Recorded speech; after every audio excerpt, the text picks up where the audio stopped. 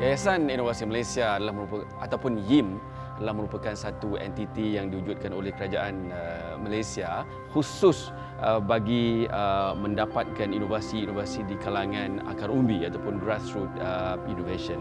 Ada dua tugas utama YIM lah bila kita bercakap tentang grassroots innovation ni.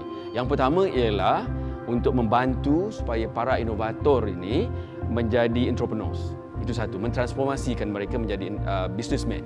Yang kedua ialah menaik tambah nilai kepada produk yang mereka keluarkan supaya ianya ready for the market. Kita boleh komersialkan.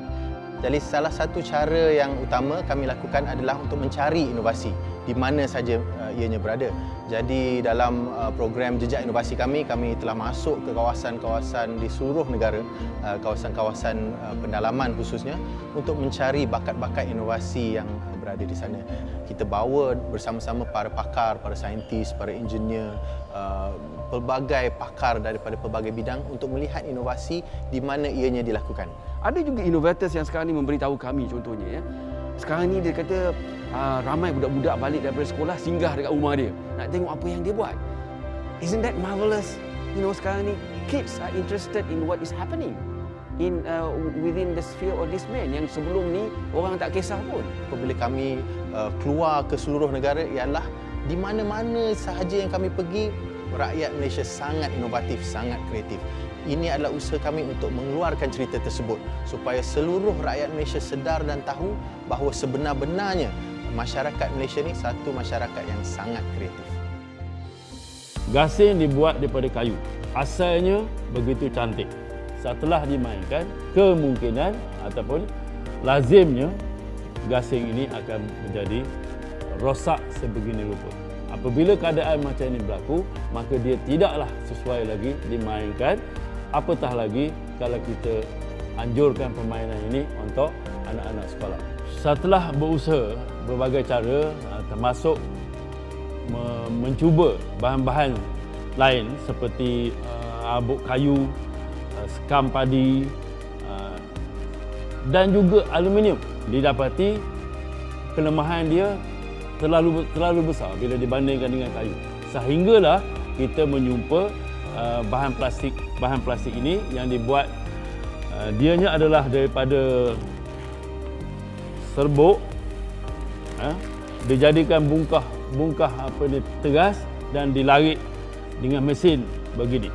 Bila produk gasing ini dilebarkan, kemenangan seseorang atau kemenangan sesuatu pasukan itu betul-betul di atas kemahiran, di atas latihan, di atas kesungguhan kumpulan ataupun pemain itu. Bukan kerana kelebihan peralatan yang digunakan. Saya rasakan ini satu inspirasi lah. Saya rasa kita nak cari orang macam Pak Ngah ni yang berani buanglah kepakaran saya tak apa, tapi saya nak hasilkan gasing sebab saya nak semua orang di Malaysia ni main gasing.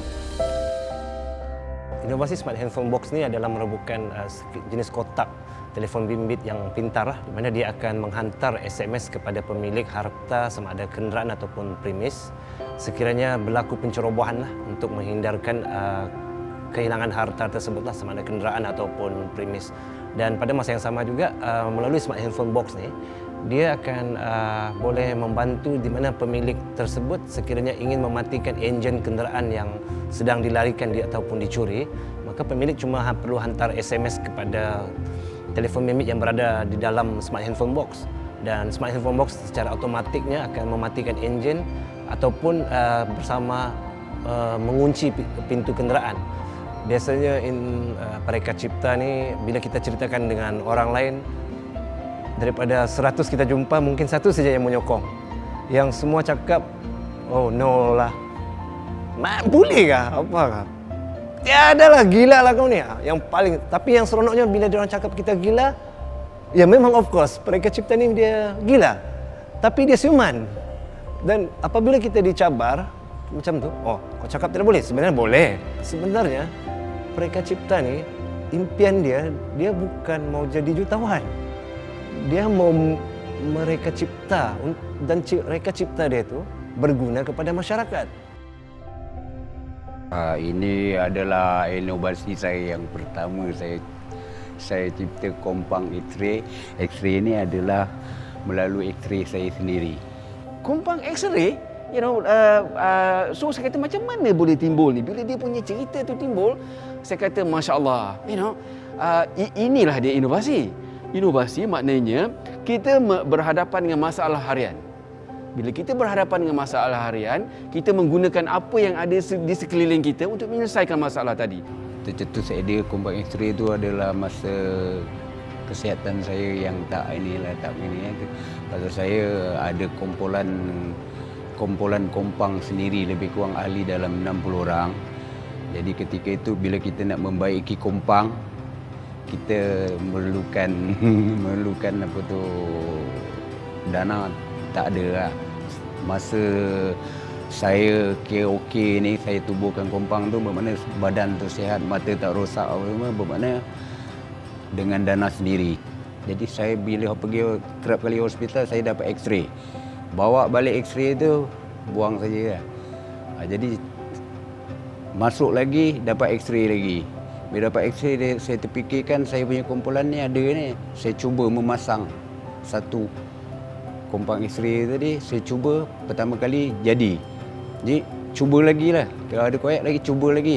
Bila cuba menjadi tu, mana sekarang saya dijejak oleh IM tadi, berbuat jejak inovasi tu tadi.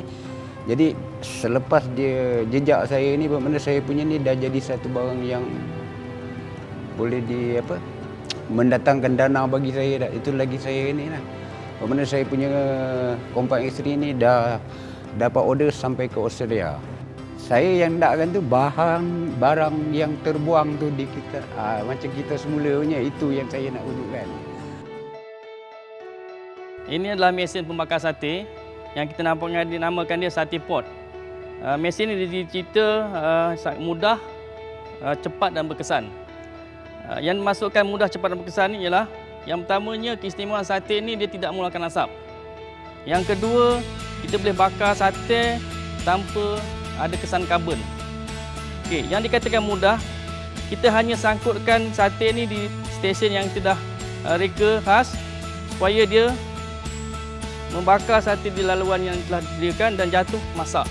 Waktu cuti kita, waktu kerja kita memang tidak ada batasan lah, maknanya tak ada istilah rehat lah, senang cerita kan. Itulah yang cabaran yang saya hadapi lah.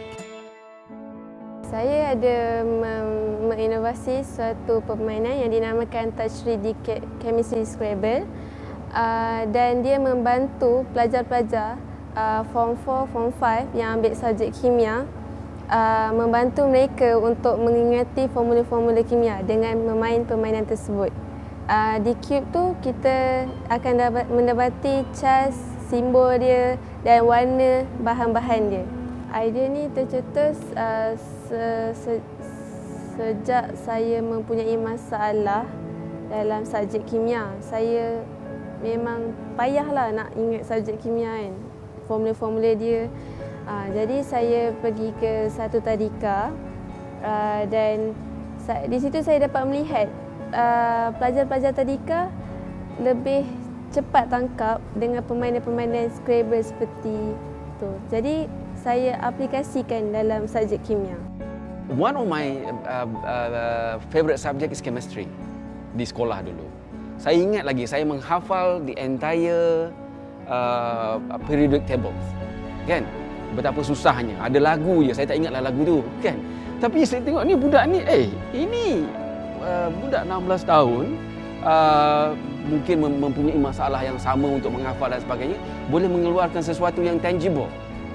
I think that is brilliant. That is truly brilliant.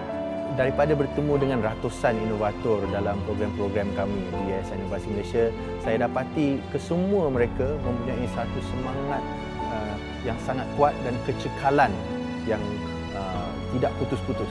Apa kehidupan kita pun, asalkan benda itu adalah menambah lebih baik daripada perkara yang sedia ada ataupun mencipta sesuatu benda baru, itu adalah satu inovasi. Dan bagi anak-anak muda, ketengahkan benda ini, highlightkan benda ini. Tuhan tu bagi kita rezeki dan bagi kita bakat, dan bakat tu jangan disia-siakan. Dan sekiranya kita ada bakat untuk mereka cipta, membuat inovasi, teruskan. Inovasi adalah merupakan aktiviti yang semua orang boleh terlibat. Tak apa, tak kira apa bidang, tak kira apa peringkat umur ataupun peringkat pelajaran. So let's innovate.